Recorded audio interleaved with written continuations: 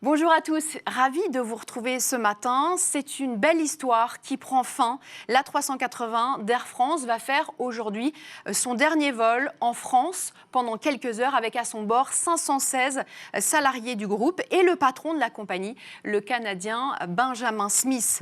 Un vol en forme d'adieu pour tous ces salariés qui ont travaillé sur le Super Jumbo conçu par Airbus. Un adieu brutal puisque l'aventure d'Air France avec l'A380 prend fin 2 ans et demi avant la date initialement prévue. Et pourtant, lorsque cet avion géant est sorti des usines, la compagnie française y croyait dur comme fer. Il y a 11 ans, Air France commande 10 exemplaires et effectue son premier vol entre Paris et New York. L'A380, rappelez-vous, pouvait alors transporter plus de 500 passagers, une vraie révolution. Depuis quelques longs mois, l'A380 n'est plus la priorité de la compagnie. La crise du coronavirus a accéléré sa sortie de route. Désormais, Air France veut faire voler des avions plus performants, plus modernes et surtout avec une meilleure empreinte environnementale. Cette nouvelle stratégie, elle se conjugue évidemment avec la possibilité de supprimer de 15 à 20% des effectifs en interne. Merci beaucoup à Mathilde Mazin qui a illustré mon propos ce matin.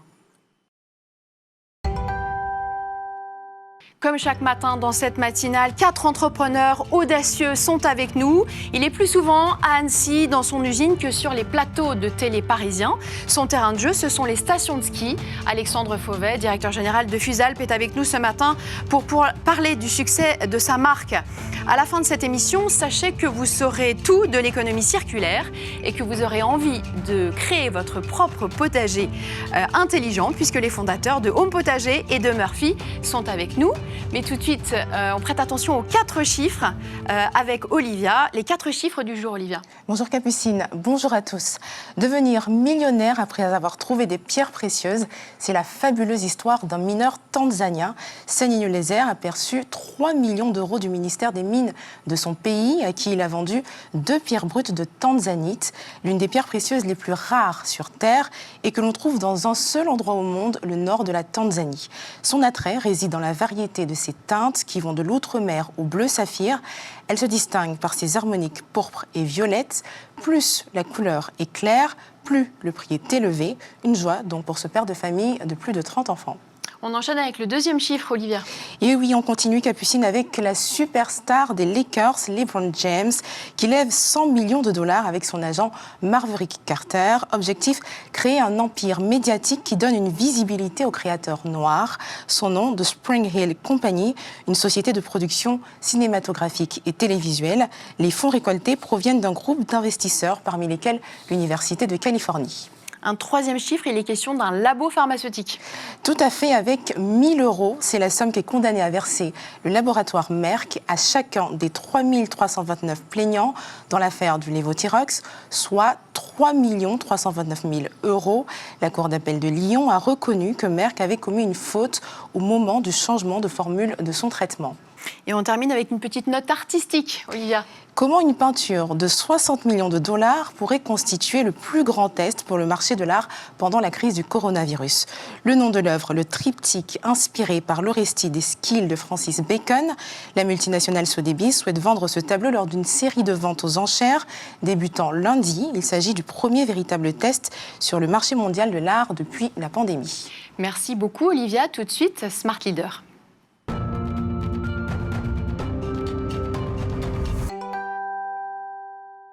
Bonjour et bienvenue Alexandre Fauvet, directeur général de Fusalp. Merci d'avoir accepté notre invitation dans Smart Leader. Fusalp, la belle endormie, fondée en 1942, qui a connu ses heures de gloire au moment des JO de Grenoble en 1968. Une marque que vous avez rachetée et rafraîchie en 2014, à partir de 2014, avec à vos côtés la famille Lacoste. Alors Alexandre Fauvet, vous venez tout juste de publier votre chiffre d'affaires, là, fin mai, pour l'année 2019-2020. Une croissance, un chiffre d'affaires de près de 30 millions d'euros, en hausse de 20%.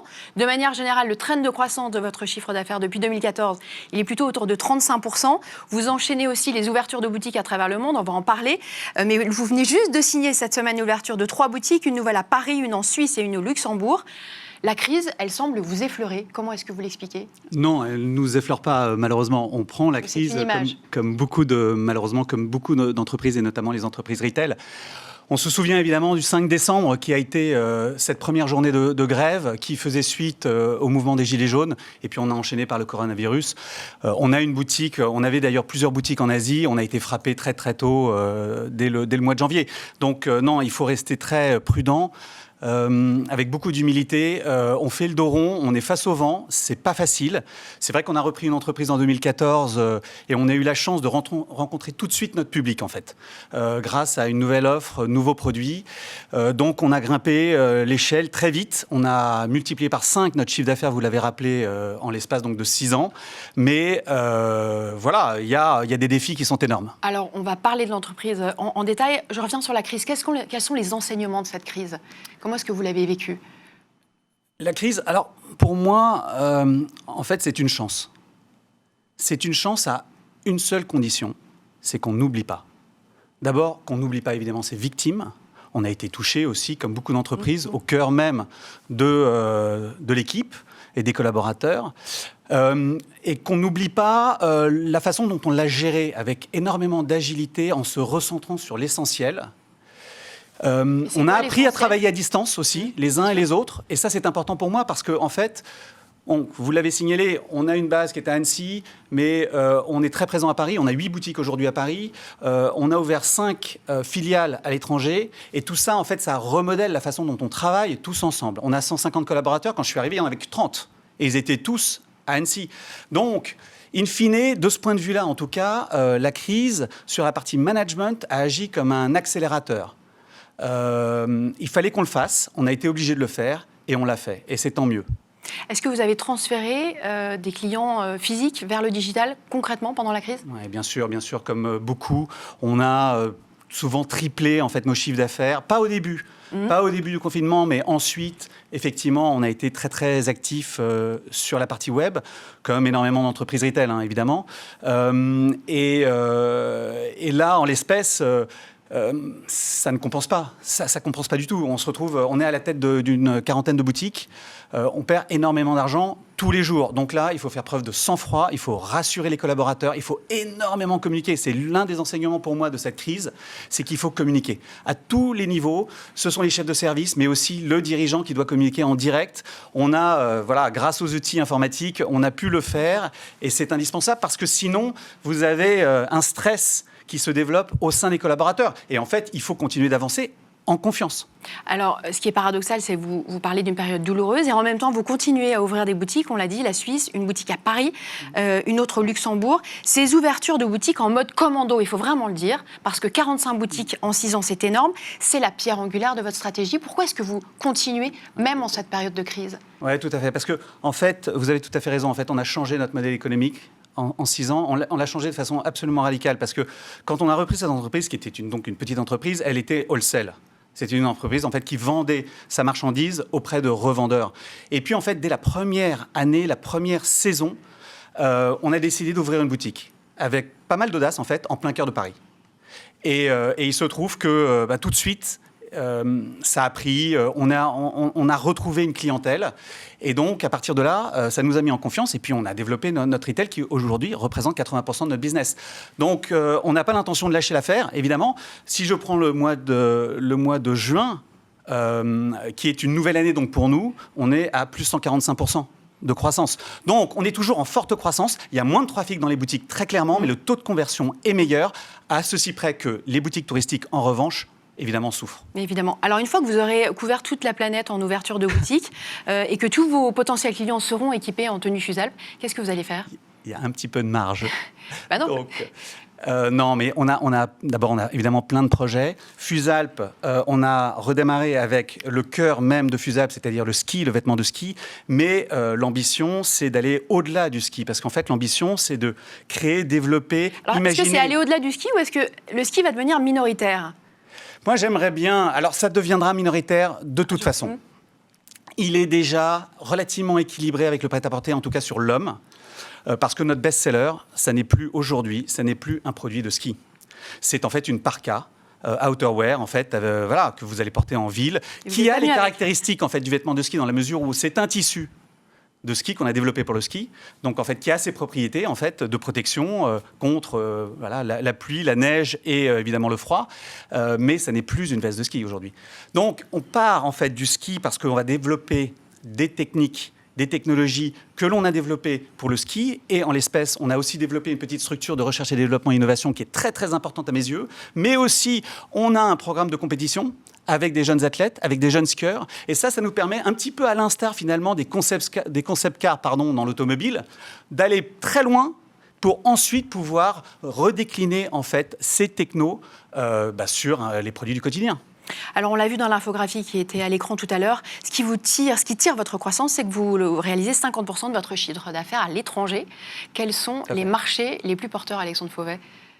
Alors, en fait, paradoxalement, en fait, nos premiers clients étaient les clients américains. À Paris, dans nos boutiques. Les Américains, tout de suite... Les Américains à Paris, dans la boutique parisienne. Oui. Parce que, et c'est ce que je disais quand on a démarré, notamment auprès de nos amis banquiers et financiers, parce que le plan, c'était tout de suite de se développer à l'international, sauf qu'on n'avait pas de budget pour se développer à l'international. Donc, ce que je leur ai dit, c'est que de toute façon, l'international vient en France. Et c'est une chance inouïe. Profitons-en. Donc, immédiatement, en fait, on a essayé de communiquer, de toucher ces clients de l'international qui, évidemment, ont de l'argent, ont des moyens pour qu'ils viennent acheter du Fusalp en France. Et c'est ce qui s'est passé. Donc, on a une très belle clientèle, en fait, nord-américaine, East Coast ou Aspen, etc. Mais, en fait, on a fait le choix de développer d'abord l'Asie. Et on a fait ce choix-là parce que il se trouve qu'en fait aujourd'hui vous avez dans un journal professionnel spécialisé dans le textile et l'habillement qui est américain qui s'appelle WWD, un article qui est tombé aujourd'hui même et qui dit le retail, le premier marché retail au monde en 2020 sera la Chine. Voilà. Donc, il y a un effet de bascule qui s'opère. L'épicentre est en train de complètement bouger. Et après, il y a un autre facteur qui nous concerne directement, c'est que Fusalp et l'olympisme sont intimement liés. Donc, évidemment, là, on va essayer de suivre les Jeux olympiques d'hiver. C'était d'abord à Pyeongchang, en Corée du Sud, et puis c'est en 2022 à Beijing. Alors, vous venez d'ouvrir une filiale, une boutique en Chine. Elle est où? Alors, on vient d'ouvrir une filiale, effectivement. On a ouvert 2 pop-up stores à Shanghai et Beijing, en fait, l'hiver dernier. Et là, on est sur des projets d'ouverture de 3 à 4 boutiques pour cet hiver, à partir de septembre. Comment est-ce qu'on apprivoise un marché comme celui de la Chine qui je crois que compliqué. C'est le bon terme. C'est le bon terme, ça ne s'apprivoise pas à mon avis. C'est un drôle d'animal. D'abord, il faut effectivement faire preuve d'un peu d'audace, mais on ne peut pas se jeter à l'eau parce qu'en fait, ce n'est pas un Eldorado. La Chine n'est pas un Eldorado. Donc il faut être préparé. C'est pas un Eldorado, mais on est obligé d'y aller, il est incontournable. Exact. Parce qu'aujourd'hui, c'est le premier marché retail au monde, d'une part, et que d'autre part, on sait que les Chinois sont les premiers consommateurs du luxe, par ailleurs. En plus, en dehors de Chine, évidemment. Donc, on est obligé d'y aller.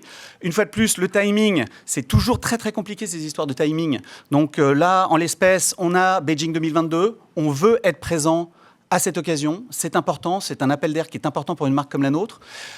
Ensuite, le facteur X, c'est le partenaire. C'est trouver le partenaire qui est le bon traducteur entre vous, les valeurs, votre style, votre collection, vos produits, et puis évidemment les appétences des Chinois. Mais il ne faut pas tricher. À mon avis, il ne faut pas tricher. Ce qu'aiment les Chinois, ce sont des produits qui sont des produits, contemporains, peut-être même en avance parfois, mais avec une marque qui les porte, qui a une histoire et qui est authentique. L'authenticité. Et le Made in France joue beaucoup. Ça joue évidemment. C'est ce que vous remarquez. Ça joue évidemment. Est-ce que vous y allez avec un peu d'inquiétude parce que vous vous êtes installé pendant quelques temps à Séoul, en Corée du Sud, et ça ne s'est pas forcément très très bien passé. Donc est-ce que vous prenez des pincettes pour aborder ce marché chinois? Oui, alors, alors à Séoul, qu'est-ce qui s'est passé à Séoul, ce qui s'est passé, c'est que d'abord, moi, j'adore voir le verre à moitié plein. Et donc, ce qui se passe, c'est qu'on a effectivement ouvert, il y a maintenant 1 an et demi, une boutique en plein cœur de Séoul, voisine d'Hermès, c'est absolument magnifique, mais c'est une boutique, donc évidemment, qu'il faut faire travailler. Elle était à plus 15% cet hiver, quand même, par rapport à l'année précédente. Donc, c'est pas ridicule au regard de ce qui s'est passé avec le coronavirus. Mais ensuite, ce qui est très, très important, et là, on y est à 100%, ce sont les investissements directs d'une PME régionale à taille humaine, une petite entreprise encore. Ce qui est très, très important, c'est justement le traducteur. Et si vous n'avez pas le general manager, qui est le patron sur place, c'est à 10 000 km, et qui comprend, qui est dans votre tête, et qui va appliquer la stratégie que vous appliquez par ailleurs, si vous n'avez pas cette personne-là, qui est la personne clé, ça ne marche pas. Et c'est en fait le problème qu'on a connu en Corée. C'est le problème que potentiellement on pourrait rencontrer un peu partout. On a ouvert aussi en Scandinavie, on a une très jolie boutique à Oslo, mais là aussi, en fait, c'est une question d'hommes et de femmes. On a beaucoup parlé croissance organique avec le nombre de boutiques que vous avez ouvertes. Est-ce que la croissance externe, elle pourrait faire partie de votre stratégie, puisque vous commencez à venir un peu grignoter des parts de marché des concurrents sur la mode urbaine? Est-ce que vous pensez à éventuellement de la croissance Non, externe? sincèrement, non, parce que le potentiel de croissance de Fusalp est aujourd'hui colossal pour nous. Donc, non, c'est vraiment prématuré. Ça n'a pas beaucoup de sens. À vrai dire, on a une deuxième marque dans notre portefeuille d'entreprise, qui est une marque absolument génial et même mythique qui s'appelle Pull Montant. Ce sont les pulls rouges des moniteurs de ski, qui est né en 1951. Et on a commencé une petite production. Et voilà, il y a des moniteurs de ski qui vont acheter nos pulls.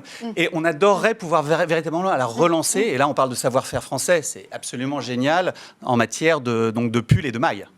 Autre question en termes de management maintenant et de recrutement. Vous l'avez dit, votre usine, elle est à Annecy, le siège est à Annecy. Oui. Comment est-ce que vous faites pour faire venir, pour attirer des talents à Annecy? C'est pas le fin fond de la Corrèze, mais quand même. Annecy, c'est un petit paradis. Non, mais ça j'imagine, mais il faut quand même il faut faire venir les talents sur place. Est-ce que c'est un problème pour vous? C'est un très très bon point. Alors, on fait venir des talents aujourd'hui parce qu'il y a un projet. Parce qu'il y a une marque C'était plus compliqué au début, j'imagine. C'était beaucoup plus compliqué au début, effectivement. En l'espèce, je vais vous avouer quelque chose. La crise nous aide. La crise nous aide parce que on a de plus en plus de talents qui sont passés par les grandes écoles françaises, qui ont été happés par les grandes entreprises et notamment le CAC 40, qui aujourd'hui, au regard de ce qui s'est passé, sont en train de se dire mais en fait, est-ce que ma vie est véritablement là? Est-ce que je ne devrais pas essayer de trouver un équilibre entre vie privée et vie professionnelle à travers un projet qui évidemment fait sens pour eux? Ça va de soi. Vous voyez en 2 mois là. C'est incroyable. C'est-à-dire quoi? Vous êtes assailli de CV? Mais attention, oui, mais c'est un phénomène qui était déjà en amont. En amont. La crise n'a servi finalement que d'accélérateur. Et c'est pour ça que ça se concrétise véritablement aujourd'hui. Donc, je crois que c'est une chance, pas uniquement, évidemment, pour Fusalp en Haute-Savoie. Je crois que c'est une chance pour toutes les PME françaises. Parce qu'en fait, ces talents, qui sont source de richesse, vont pouvoir, je l'espère, être véritablement dispatchés entre toutes les PME en France. Parce que les PME françaises ont véritablement besoin de ces talents. Il faut arrêter que ces talents se retrouvent tous systématiquement à Paris, à La Défense ou ailleurs. Oui, bien sûr. Qu'est-ce qui a été clé, on arrive à la fin de cette interview qui est passionnante, qu'est-ce qui a été clé déterminant dans la reprise de cette entreprise selon vous? La vision. La vision. En fait, quand on a repris l'entreprise, on avait déjà une vision en amont et Fusalp était le véhicule.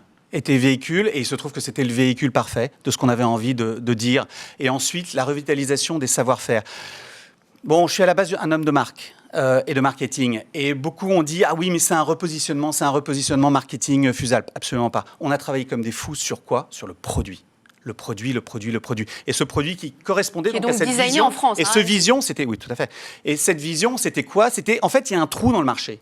On pense qu'il y a un trou dans le marché parce que des entreprises ou des marques qui sont capables de faire des produits techniques et chics avec une coupe qui est une coupe latine, un peu à l'italienne. Nos modélistes viennent d'Italie, de l'autre côté de la frontière, et ils sont incroyablement doués pour ça.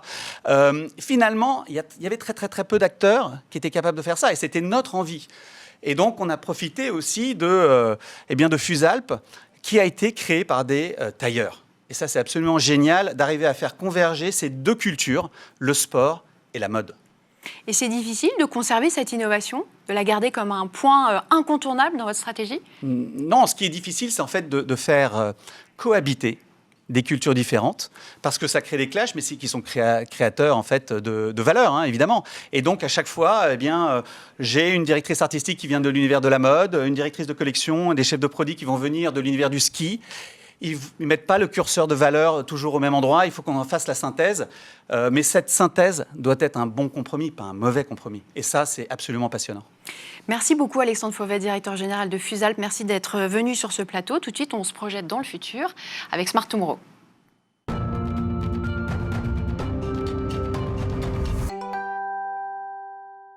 Smart Tomorrow tout de suite avec Rodolphe Bonas, expert de la grande distribution et fondateur de l'agence CACOM. Bonjour Rodolphe. Bonjour Capucine. Ravi que vous soyez avec nous aujourd'hui. Vous serez là donc toutes les semaines pour décortiquer un chiffre qui va nous expliquer un concept économique. Je vais présenter les deux autres personnes qui sont sur ce plateau avec nous. On a Guy Pézacou qui est fondateur de Murphy. Bonjour et bienvenue. Bonjour. Et on va parler potager avec l'utopie de Frédéric Bress qui est fondateur de Home Potager, une utopie mise au service de l'audace entrepreneuriale. Vous allez nous raconter ça. Mais tout de suite, Rodolphe, un chiffre donc issu d'une étude de l'ADEME, c'est ça ?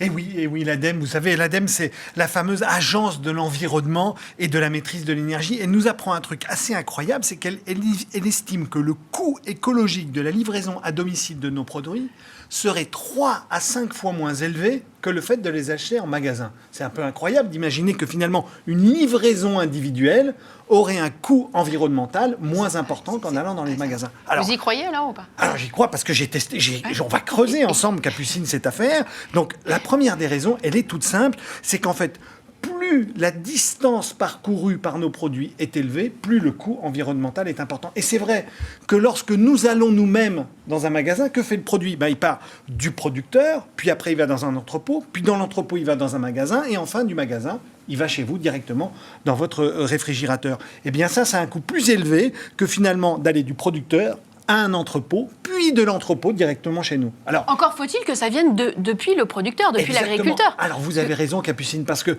en effet, quand on réfléchit comme ça, on se dit que le coût le plus efficace, eh bien c'est finalement lorsqu'on va du producteur à la maison, c'est les fameux achats directs qui existent. Les AMAP. Exactement, les AMAP. Le deuxième avantage, le deuxième décryptage, bien évidemment, c'est le fait qu'on est encore beaucoup trop nombreux, il faut le dire, à prendre notre véhicule pour aller faire nos achats en magasin. Il y a beaucoup de monde qui prennent un véhicule. Eh bien oui, par définition, si jamais j'ai 100 véhicules qui vont acheter 100 produits, eh bien l'impact écologique est beaucoup plus élevé qu'un camion qui, lui, transporterait 100 colis. Vous donnez un exemple très précis. Ça signifie quoi ? Ça signifie que le dispositif qui a l'empreinte écologique la plus favorable, eh bien, c'est finalement le relais colis. Pourquoi ? Parce que ce sont des camions pleins de colis qui vont livrer des colis dans un relais colis, tout un tas de colis, et vous les allez chercher comment, les relais colis ?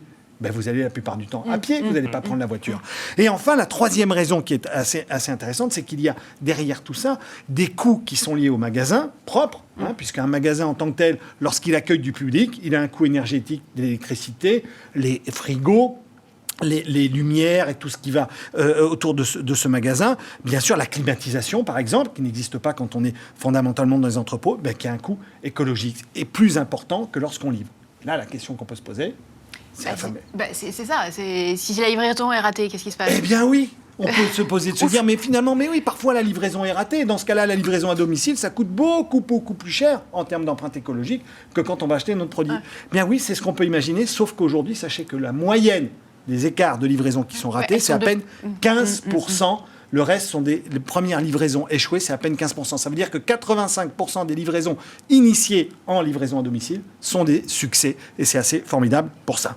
Voilà la raison pour laquelle il vaut mieux se faire livrer. Merci beaucoup Rodolphe d'avoir décrypté pour nous ce chiffre de l'ADEME. Vous restez évidemment avec nous. Et on enchaîne avec un sujet qui est complètement raccord avec le vôtre, puisque Guy Pézacku, vous êtes donc le cofondateur de Murphy, qui est donc spécialiste de la réparation du gros électroménager. Vous incitez donc les Français à réparer plutôt qu'à jeter.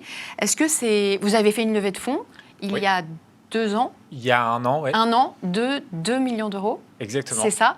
Est-ce que la tendance s'est accrue pendant le confinement ? Comment ça s'est passé pendant le confinement ? Pendant le confinement, on a interrompu totalement notre activité puisque c'était assez compliqué de trouver le matériel nécessaire pour équiper nos techniciens en masque, en gel, etc.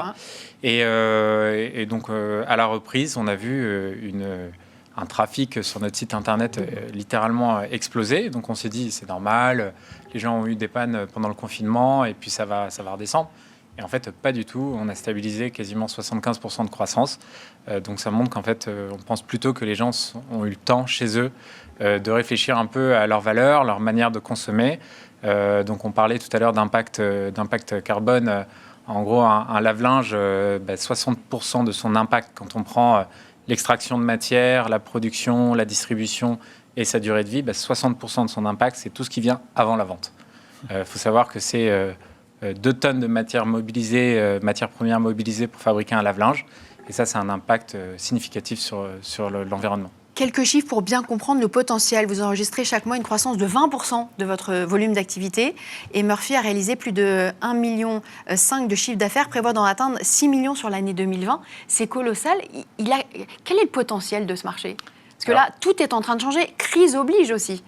Aujourd'hui, en France, c'est un marché qui fait 500 millions d'euros, si on prend tous les petits réparateurs et les grands distributeurs globalement.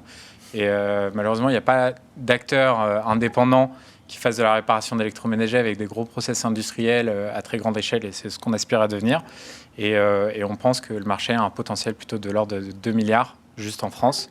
Il faut faire à peu près x10 pour avoir le marché européen. Je voudrais avoir votre avis sur le sujet, parce que j'ai un appareil Darty, je le fais réparer chez Murphy. Est-ce que ça sert ou ça dessert l'image de Darty, selon vous? Alors, sur la base de Darty en tant que tel, c'est un vrai business de concurrence. Ils sont frontales par définition, puisque vous savez que Darty a fondé une partie de son commerce sur ce fameux contrat, donc cette logique, exactement, le fameux contrat de confiance qu'on connaît tous. Mais là où vous posez aussi une question, c'est comment se situe la marque qui est en panne. On peut se poser la question de se dire, finalement, j'ai acheté une grande marque de lave-linge ou de télévision, et qu'est-ce qui se passe quand vous venez à la réparer? Est-ce que finalement c'est une perte pour la marque ou est-ce que c'est un gain? Parce que finalement, de ne pas jeter, on peut expliquer qu'on va faire une vente. Eh bien, figurez-vous, Capucine, que de plus en plus de marques s'intéressent à ce marché. Pourquoi? Parce qu'ils ont compris une chose très très simple, c'est que de ne pas réparer, de pousser le consommateur à jeter, ça fragilisait la relation commerciale. Ça veut dire quoi? Ça veut dire qu'à la fin, ils remettaient leurs clients entre les mains de tous, eux et aussi leurs concurrents. Donc ce business-là, il a peut-être vocation pour les marques, intérêt à s'en occuper. Pourquoi? Parce que ça peut fidéliser leurs clients. Donc ça veut dire que vos concurrents, ce sont les fameuses marques? Alors non, en fait, nos concurrents... Ça pourrait? Ça pourrait. Nous, on les voit plutôt aujourd'hui comme des partenaires, puisque en fait, les marques ont des logiques... mondiale de production, et c'est pas du tout des logiques de service très locales. Donc on se voit plutôt comme un partenaire aujourd'hui des marques qui peuvent être clientes, par exemple.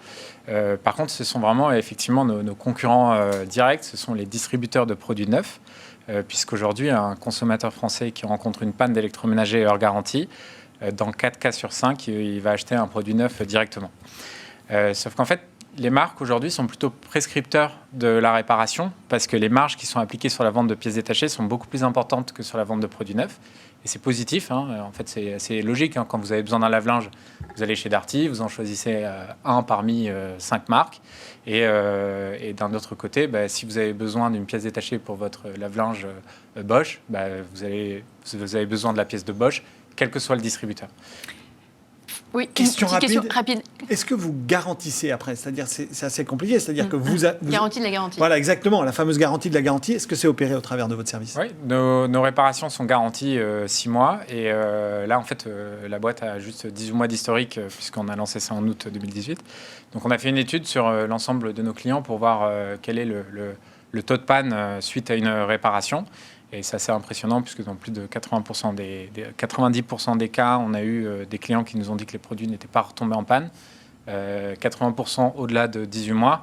Et donc, en fait, ça, c'est des chiffres qui vont nous permettre effectivement de mettre en place un système assurantiel en offrant des garanties. Ouais.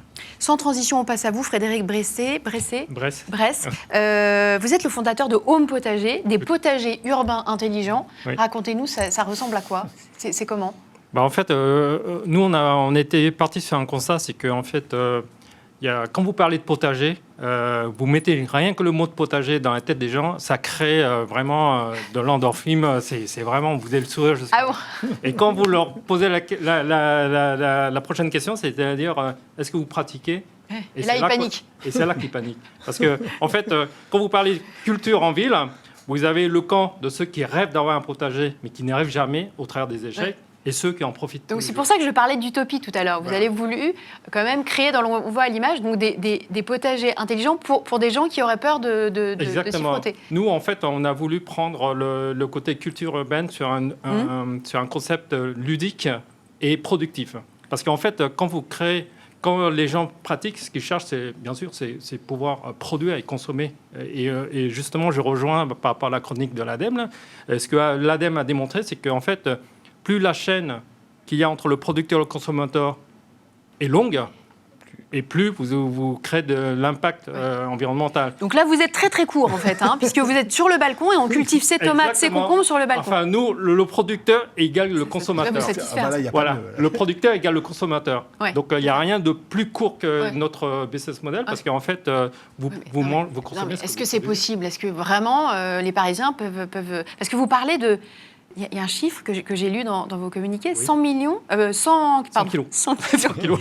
100 kilos de fruits et légumes Tout à fait. Parce que, en fait. qui pourraient être cultivés par les Parisiens? Oui, bien sûr. Bah, Ça vous semble possible ou pas? Ah bah c'est un truc de fou, hein. On a un peu parlé avant de rentrer à l'émission, Capucine, et c'est incroyable ce dispositif parce qu'il faut voir que ça prend très peu de place, Ouais. c'est-à-dire un demi mètre 0,5 carré à mètre peu carré, près, voilà, à peu près. exactement. Et à l'intérieur de ça, vous allez avoir 100 kilos de fruits et légumes qui vont être produits. Alors c'est un peu, si vous voulez, pour nous urbains, c'est un peu un retour à la terre sans terre, parce qu'en fait la réalité du système, c'est qu'apparemment ça fonctionne sans terre. Exactement, exactement. Et c'est pas. Ça fonctionne comment? Alors, il est intelligent. Oui, racontez-nous. en fait, le principe, c'est l'hydroponie. Si vous voulez connaître le terme technique, c'est l'hydroponie. Ça a été inventé par les Incas. En fait, le principe, c'est les racines sont au contact d'une eau chargée en nutriments d'origine minérale. D'accord. Voilà. Donc, en fait, au lieu d'être cultivé en terre, qui est un substrat finalement où la plante va aller chercher les nutriments, bah là, on remplace la terre par de l'eau. Et pourquoi on utilise cette technologie-là? Parce que travailler la terre en plein cœur de ville, c'est une utopie. Oui, bien sûr. Est-ce que c'est ce supplément d'intelligence qui va donner un coup de boost à... Bah justement, à on votre a entreprise intégré deux technologies dans notre produit pour faire quoi? En fait, pour rendre l'expérience utilisateur plus ludique et plus enrichissant. Vous avez en fait le potager, il est connecté à une application mobile qui lui donne en fait toutes les indications à l'utilisateur pour pas se perdre dans sa culture et pour surtout ne pas rater ses cultures. Il va lui dire quand est-ce qu'il faut arroser, quand est-ce qu'il faut mettre ses nutriments. Et derrière, on a un algorithme qui sait exactement quel est le besoin nutritionnel de votre plante par rapport à son cycle végétal. Alors, vos potagers, combien est-ce qu'ils coûtent? Et est-ce que c'est rentable de les utiliser? La rentabilité, en fait, vous investissez sur une pratique à vie. Vous pouvez, c'est en pour fait, ça que c'est compliqué à calculer, mais est-ce que c'est Oui, rentable? Combien ça coûte alors, vos potagers? il est à 490 euros C'est le quand même premier un gros modèle. investissement. Tout à fait. Donc vous vous adressez Mais pas il faut savoir à n'importe qui. il faut savoir que lorsque vous achetez des aromatiques, je prends l'exemple des aromatiques, vous savez combien ça coûte au kilo? Personne ne le sait. Il est entre 400 et 800 euros le kilo. Le kilo, oui. Voilà. Bon, après, avec 1 kilo d'aromatique, vous faites pas mal de plats quand même, hein, Capucine. Oui, est-ce Exactement. qu'on a besoin Exactement. d'autant? Oui. Voilà, c'est ça. D'accord. Donc Et- au bout de combien de temps est-ce qu'on a rentabilisé son investissement? Bah, si vous partez sur certains types de cultures comme les aromatiques, là, vous rentabilisez sur une saison. D'accord? Mais là, on est plus qu'un produit de culture. On est en fait une nouvelle façon d'art de vivre, d'art de cultiver, d'art de consommer. Voilà. Ce que nous, on nous accompagne, nos consommateurs, c'est consommer de manière plus intelligente et de manière plus responsable. Et en plus, le plaisir de voir ces plantes pousser, il n'y a Bien rien sûr, de plus... c'est extraordinaire.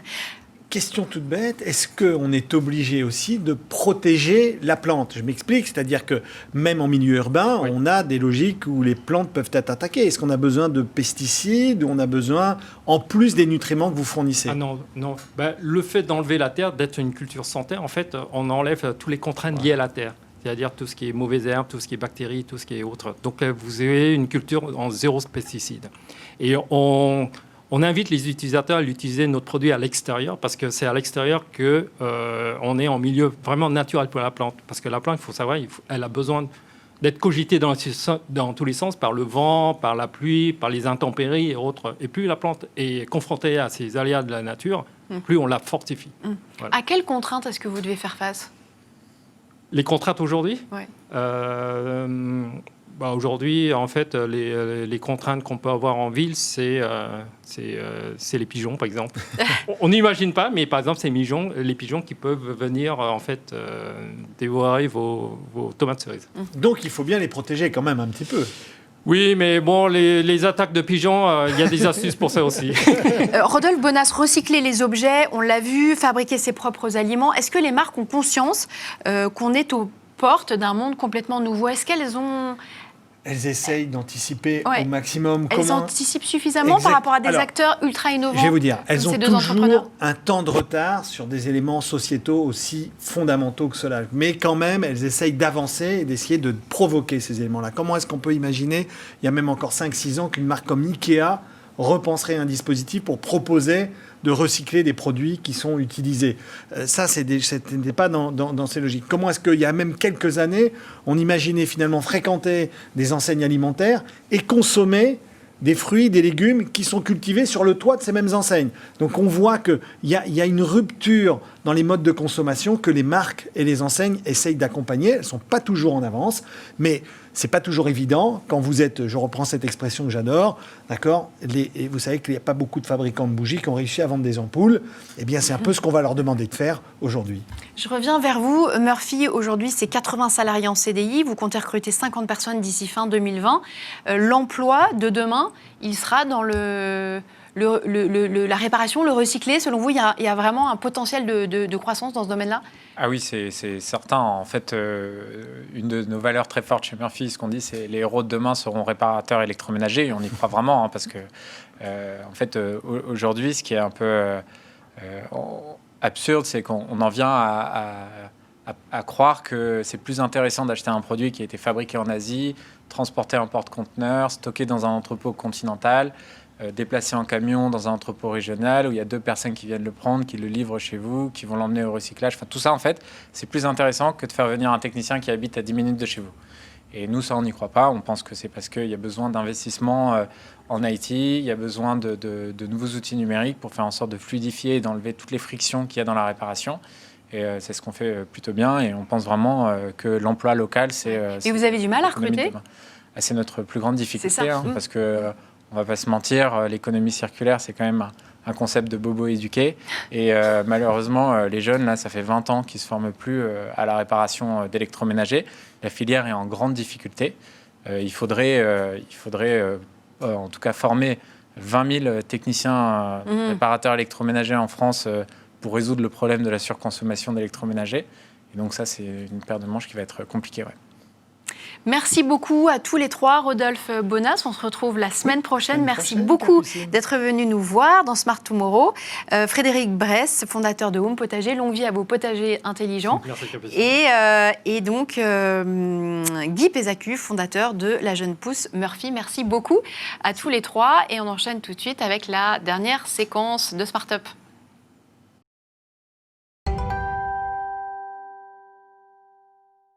C'est la dernière séquence de Smart Up. Merci d'être avec nous. Smart Fresh, d'abord avec vous, Marie Semelin.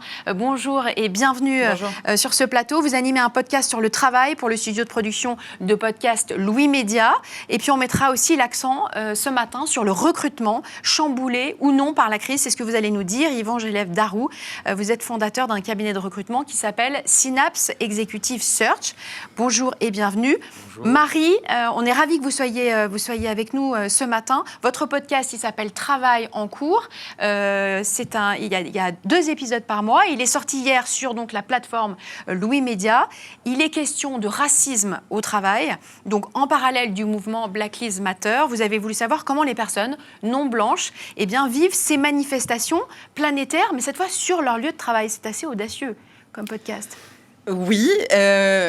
En fait, la question qu'on s'est posée, c'est qu'on a entendu des témoignages de personnes racisées, de personnes non blanches, selon la manière dont elles choisissent de se définir, qui parlent de situations où elles arrivent le lundi matin à la machine à café, elles se servent un expresso, et il y a un collègue qu'elles connaissent bien, ou pas forcément, qui leur disent « Et toi, qu'est-ce que tu penses de ces manifestations qui ont eu lieu ce week-end ?» Le problème, c'est que le travail, c'est pas forcément un lieu où on se sent toujours à l'aise pour parler de ses opinions politiques, par exemple, sur des sujets qui peuvent être très personnels. C'est des situations un peu bancales et on peut avoir envie d'échapper à ce type de débat. Donc, pour traiter cette problématique, on a interviewé une femme qui s'appelle Marie Da Silva, qui est probablement la seule personne à faire le métier qu'elle fait en France, parce qu'elle l'a créé. Elle se définit comme coach pour personnes racisées au travail. Et en fait, elle va guider les personnes qui se sont enfermées dans des stéréotypes à sortir de ce type de situation, à savoir comment les gérer. Un des outils qu'elle a développé, c'est un outil qui s'appelle 300 secondes, ça correspond à 5 minutes. Elle dit « Le temps, c'est votre pouvoir. Si vous reprenez votre pouvoir sur votre temps, alors c'est vous qui êtes en contrôle. » Donc vous avez 5 minutes dans votre journée pour parler des discriminations, pour parler du racisme, et c'est tout. Marie Semelin, qu'est-ce que ce podcast vous a appris? Est-ce que la charge émotionnelle, elle a été puissante? C'était un podcast, c'était un épisode qui était très intéressant à faire parce que moi, personne blanche, c'est des situations concrètement, je me rendais pas forcément compte de ce que ça pouvait donner. On a aussi un témoignage d'une femme qui a témoigné anonymement, qui travaille dans un grand département marketing et qui se sentait complètement écrasée par les stéréotypes qu'on lui renvoyait. Je pense que c'est une problématique très intéressante de s'interroger sur les mouvements politiques, les échos qu'ils peuvent avoir au travail, et je pense que c'est aussi une invitation pour les entreprises à s'interroger sur ce qu'elles font pour combattre les discriminations et pour mieux intégrer les minorités. Alors j'ai envie évidemment d'avoir votre avis sur ce que vient de nous raconter Marie, qui est passionnant. Est-ce que les Asiatiques pendant le Covid ou les personnes qui ont la peau noire, comment est-ce qu'elles vivent les crises actuelles et est-ce qu'on voit des conséquences sur leur recherche d'emploi ? Qu'est-ce que vous observez ? Bon, tout d'abord, je voulais remercier Marie pour son podcast. Il se trouve que j'écoutais ses podcasts avant de la rencontrer, sans savoir qu'on serait un jour sur ce plateau. Moi, ce sujet m'a un peu secoué, parce que c'est pas le racisme grossier tel qu'on l'imagine, c'est le racisme à bas bruit, celui qu'on a en entreprise, autour de la machine à café, la petite blague où on croit faire de mal à personne. Ça, malheureusement, ça existe. Et ça existe partout. Après, pour répondre plus directement à votre question, nous, c'est pas quelque chose qu'on a ressenti, c'est pas quelque chose qu'on ressent. Tout simplement parce que si on ressent pas le racisme, c'est qu'on n'a pas de diversité. Nous, on recrute des cadres. On recrute des cadres et des cadres dirigeants. À ce niveau-là, c'est triste à dire, mais la diversité, elle n'existe plus. Donc le racisme... C'est pas triste, c'est formidable. Si je peux peut-être éventuellement ajouter un point, c'est effectivement très intéressant parce que une des dynamiques sur lesquelles s'appuie, enfin un des faits sur lesquels s'appuie ce racisme au travail, c'est que les gens se retrouvent en minorité. Et comme ils sont minoritaires, ils sont essentialisés. C'est-à-dire que parce que quelqu'un a la peau noire, on considère qu'il a un avis sur l'affaire Adama Traoré. Parce que quelqu'un est asiatique, on considère qu'il a une opinion sur le coronavirus. Or, on a le droit d'être d'origine asiatique et de ne pas avoir d'avis. Donc, si ça n'est plus une minorité, s'il y a de plus en plus de personnes intégrées dans les entreprises de personnes racisées ou de personnes non blanches comme elles se définissent, ce problème pourrait, on l'espère, diminuer. Je voudrais qu'on s'intéresse aux conséquences de la crise sur votre activité, sur le recrutement. Le premier changement, c'est la digitalisation du recrutement, qui avait déjà débuté avant le confinement. Est-ce que ça se poursuit ? Alors oui, et de toute façon, on n'a pas eu le choix. J'ai envie de dire, la visioconférence est devenue quelque chose de notre quotidien, du quotidien de nos clients. Donc oui, et ça va continuer comme ça, et c'est heureux, parce que nous, on a des recrutements à l'international. Vous imaginez qu'on ne va pas se déplacer à chaque fois qu'on a un candidat en Australie ou en Afrique du Sud. Est-ce que la crise, elle joue aussi sur la motivation des candidats ? Qu'est-ce que vous avez observé ? Écoutez, après la recherche de sens... après la phase de sidération, le moment où tout le monde s'est arrêté, où les gens se sont dit non, j'y vais pas. On a eu ces refus d'offres, mais ça n'a pas duré très très longtemps. Rapidement, on est revenu à la normale. Et finalement, aujourd'hui, je pense qu'il y a cette recherche de sens qui est omniprésente, vous ne la ressentez pas du tout dans la motivation des candidats ? Écoutez, oui, mais on la ressentait avant. C'est depuis la révolution industrielle que le travail a perdu de son sens, parce que finalement, construire un violon, construire un pont, ça a du sens. Construire un boulon pour le pont, ça en a moins. Donc le silotage, la segmentation des tâches, ça fait perdre du sens. Donc aujourd'hui, les gens recherchent du sens au travail, mais ils en recherchaient avant la crise. Après, oui, ça a accentué, parce que quand vous commencez votre mail ou votre appel par « Bonjour, j'espère que vous et votre famille allez bien », ça renvoie un peu à l'essentiel. Ça renvoie à ce qui est important dans la vie. On parle beaucoup de télétravail, on n'en parle plus que de télétravail aujourd'hui. Ouais. À qui est-ce qu'il profite, selon vous, les jeunes, les Alors, moi, j'ai un avis assez qui n'est pas forcément partagé à tout le monde. Je pense que le télétravail profite avant tout aux entreprises. Le télétravail profite aux entreprises parce que quand vous êtes une entreprise, vous allez faire des économies. Mais l'entreprise ne le sait pas forcément. Ce n'est pas encore dans l'ADN de l'entrepreneur, voire ou du patron. Par contre, les salariés ont l'impression que c'est un cadeau qu'on leur fait. Ce n'est pas du tout un cadeau. Et là où moi, je pense qu'il y a un vrai danger sur le télétravail, c'est que finalement, alors on en parlait à l'instant, du risque qu'il y a à perdre toute cette énergie, tout ce qu'il y a en plus et qui vient de la vie en collectivité. La bonne humeur du collaborateur, mais c'est important, la bonne humeur du collaborateur. Le sourire, Est-ce que important. vos candidats vous demandent s'ils auront la possibilité de télétravailler ? Oui, parce que c'est plus un nice to have, c'est devenu un must have. Mais là où les gens se trompent, c'est que ça n'est pas un cadeau. Et je pense qu'il y a une vraie perte pour le collaborateur et pour l'entreprise. Et on risque l'entreprise va quand même y gagner. Alors, c'est marrant parce que Mark Zuckerberg, le patron de Facebook, a dit récemment qu'il allait donc mettre en place le télétravail et en fonction des villes dans lesquelles se situeraient les salariés, ne pas les payer le même salaire. Donc, ce qui prouve bien qu'il va en profiter. Exactement. Est-ce qu'on n'a pas un risque de délocalisation des cadres, finalement ? Alors, on l'a déjà sur certaines populations, notamment dans l'IT, où on a le offshoring en Inde ou ailleurs. Là, finalement, ça veut dire quoi ? Ça veut dire qu'on va payer moins quelqu'un qui est dans un petit village au fin fond de la France où les loyers sont moins élevés que quelqu'un qui est à Paris. Ça veut dire que vous allez être en concurrence avec ces gens-là. Vous n'avez peut-être pas le choix. Peut-être que votre femme, votre mari travaille à Paris et que vous n'avez pas du tout envie d'aller dans ce petit village où les loyers sont moins élevés. La face pernicieuse du télétravail. Dernière question, quid de l'égalité ou des inégalités en matière de recrutement ? Est-ce que le Covid a nivelé ou au contraire a accentué ces inégalités ? Ça a accentué. Ce genre de crise, c'est une catastrophe pour certains, c'est des opportunités pour d'autres. Donc donnez-nous des exemples.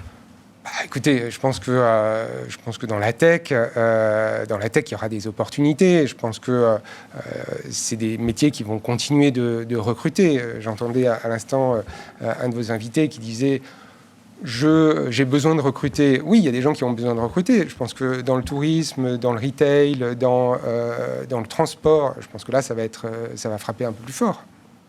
Marie ? Je pensais au télétravail. C'est un sujet que vous avez déjà exploré. Oui, exactement, et sur les conséquences que ça peut éventuellement avoir. Je pense qu'une des conséquences de cette crise, si on parle de conséquences, c'est, il y en a qui ont parlé de bond en avant de digitalisation pour le monde du travail par rapport à l'intégration du télétravail dans le secteur de l'entreprise. Ce que vous disiez était très intéressant parce que je pense qu'il y a une phase où tout le monde a découvert que c'était super. Et il y aura probablement une phase 2 qu'il faudra scruter avec beaucoup d'attention, où on va se dire, c'est super, mais il faut quand même faire attention. Donc, avec les possibilités de délocalisation cachée cachée... C'est délocalisation cachée, c'est le bon mot. Que vous évoquiez, c'est le terme que je vous emprunte, n'est-ce pas, je rends à César. Je trouve que c'est très intéressant. Et même, on a vu qu'il y avait une augmentation des inégalités dans la manière dont le télétravail s'est appliqué, selon si on a des enfants à la maison ou pas, quelqu'un pour les garder ou pas, si on est tout seul dans un grand appartement. Bref, les situations étaient très variées, quoi. Merci beaucoup Marie Semelin, merci beaucoup à vous d'être venue nous voir sur ce plateau. Smart Up, c'est déjà terminé. Je laisse la main à Stéphane Soumier comme tous les matins et on se retrouve. Je vous souhaite une très bonne journée. Bonjour Capucine. Ce matin, en fait, on va être dans le réel, c'est-à-dire on va rentrer dans l'usine. On entend l'ensemble de ces gens qui disent « Bon, maintenant, il faut retourner au boulot ». Comme si c'était aussi simple que ça. Comme s'il suffisait de claquer des doigts. Écoute l'industriel Éric Méjean, écoute ce qu'il a fallu mettre en place, mais pas seulement dans l'usine, avec l'ensemble des fournisseurs, avec l'ensemble des donneurs d'ordre, pour redémarrer petit à petit cette formidable machine de création de richesse. Éric, tes usines se sont arrêtées combien de temps ? 4 semaines. 4 semaines. Quand on repart, là, la priorité d'un industriel, j'en veux une seule. Une seule, c'est dur de repartir. Donc, il n'y en a pas qu'une, c'est pas possible. Mais tu peux pas ? Non, parce qu'il y a un problème économique, Il y a des sous-traitants, il y a si des je te dis, fournisseurs. si je te dis, parce que ça va être une des thématiques du jour, il faut d'abord ramener les gars dans l'atelier. Ouais. Ma priorité, s'il faut que j'en ai une, c'est ramener les gars dans l'atelier. Oui ou non? Bien évidemment. Mais il faut leur donner du travail et il faut pouvoir être alimenté.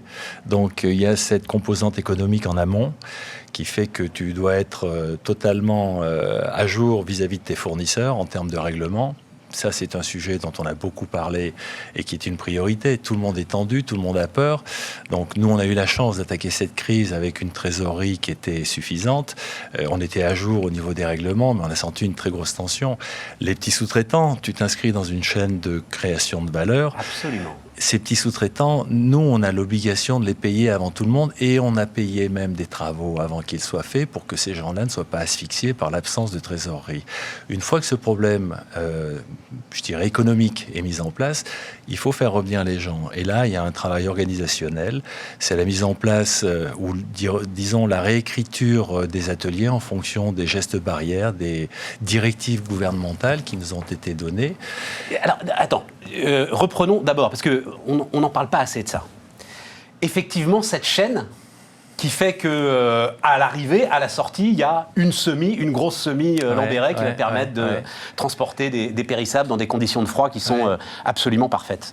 Mais effectivement, il faut que vous redémarriez tous ensemble. Bien évidemment, parce qu'on est sur du flux tendu. Il y en a un qui a dû porter plus de stock que les autres ou comment ça se passe? On se réunit, on s'appelle? Est-ce que tu es prêt? Moi, je suis devenu banquier à la fois de mes fournisseurs et de mes clients. Parce que mes fournisseurs, il fallait que je les règle. Et puis mes clients avaient un peu tendance à m'oublier pour me régler. Donc, voilà. Et donc ça a été toi qui a été au cœur du truc. C'est-à-dire qu'il faut qu'il y ait un des maillons de la chaîne finalement qui accepte. Il faut qu'il y en ait un qui porte les problèmes de trésorerie qui sont générés par cette situation. Mais quand on est une petite ETI comme nous, il faut faire très attention parce que on fait appel à des gens qui ont un vrai savoir-faire, des petits artisans. C'est pas des grosses boîtes. Si nous on n'est pas derrière, si on ne les alimente pas, si on ne paye pas immédiatement, si on n'est pas capable même d'anticiper certains règlements, ces gens-là s'effondrent et c'est toute la chaîne qui s'effondre derrière. Donc, la première des urgences, c'est remettre cette... c'est ça, chiffre d'affaires de Lambéret pour 200 millions. Voilà. Entreprise de taille intermédiaire, on est au nord de Lyon, c'est ça, Eric? C'est fondamental. C'est-à-dire qu'il faut qu'il y ait cette espèce de prêteur en dernier ressort, de référent. Ben oui, mais s'il n'y en a pas, soit il n'y a que des très grands comptes qui sont quand même capables de faire des bras d'honneur à tout le monde, soit des tout petits qui ne peuvent pas assumer une telle responsabilité. Bien sûr. Donc voilà, il y a une vraie responsabilité sociétale à remplir, mais... ça, c'est qu'une partie du problème, parce qu'après, comme tu l'as dit fort justement, il faut faire revenir les gars dans les ateliers. Il faut être capable d'organiser l'atelier. La production, elle n'a pas été taillée le premier jour pour pouvoir s'organiser tel qu'on l'a fait aujourd'hui, avec les gestes barrières, les différences d'organisation, l'espace à respecter, etc. Donc, il faut réécrire toute cette partie. Il faut savoir aussi écouter. Parce qu'il y a des gens qui viennent, qui sont terrorisés. Les médias n'ont pas toujours fait ce qu'il fallait en termes de communication. C'est pas toujours très clair. Il y a des gens qui sont paniqués. Il faut écouter ces gens. Il faut savoir parler avec eux.